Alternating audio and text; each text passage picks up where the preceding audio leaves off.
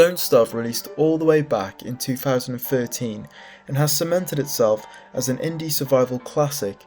Like many survival games, Don't Starve throws you straight into the deep end with no objectives. Hello, I'm Alex from Ready Game Survive, and I'm here to show you everything you need to know about surviving in Don't Starve. The main objective in Don't Starve is in the title, but that's easier said than done. Finding food in the spring and summer is easy enough as there is plenty of food sources.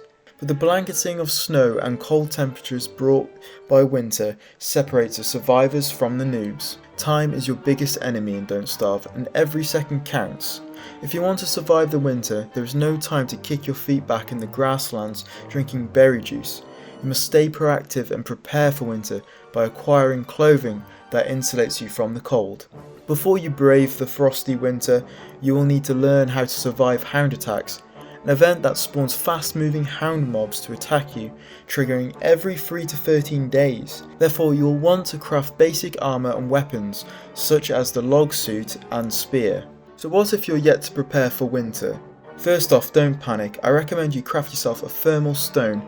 Thermal stone is a toasty stone that stores heat from nearby fires for your wintry adventures.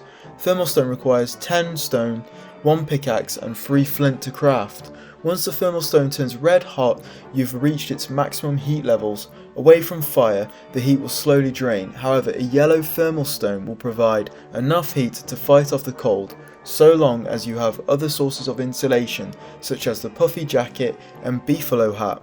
The puffy jacket provides the best insulation from the cold of any item of clothing and is crafted with the koalefant winter trunk, 8 silk and 2 beefalo wool. There's a catch though, the winter koalefant variant rarely spawns and is exclusive to the winter season, meaning you'll need to rely on other clothing and items such as the beefalo hat crafted by combining 8 wool and 1 beefalo horn.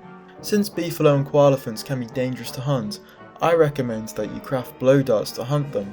To craft a blow dart, you will need 2 cut reeds, 1 hound tooth and 1 azure feather.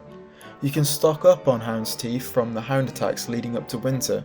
However, if you're short, you can find an instance of sleeping hounds surrounding an ice staff that will grant you more than enough teeth to take down a koalefant. Otherwise, you can farm hound mounts, just make sure to bring protective gear. Azure feathers can be attained by catching winter birds in bird traps. This is very easy if you've taken the time to collect spider webs in the spring and summer. And reeds can be harvested from swamps with ease. Koalefants can only be found by interacting with suspicious footprints. You will need to follow the direction of the footprint is facing until you find fresh, suspicious footprints revealing the koalefant. Be warned, koalefants are neutral, but attacking them will make them aggressive.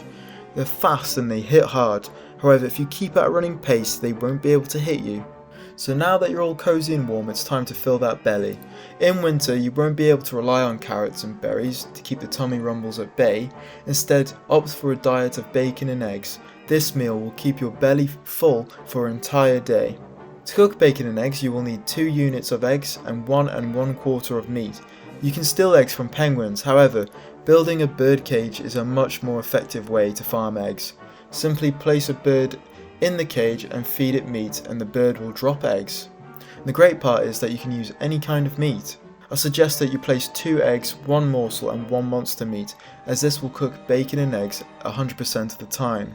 During winter you want lots of rabbit traps and bird traps. As a result, it's easier to convert morsels into eggs and save monster meat for the bacon and eggs. If you're a beginner, you will only be able to play as Wilson until you've survived enough days to unlock new characters. Wilson is a solid character to tackle the winter thanks to his ability to grow a thick beard. The beard boosts Wilson's insulation and grants you a buffer from the cold. Wilson loves nothing more than chowing down on bacon and eggs and relieves an extra 15 points of hunger every time he eats this meal. So there you have it, warm clothes, tasty meals and a feathery friend to get you through the winter. I'm Alex and this has been Ready Game Survive.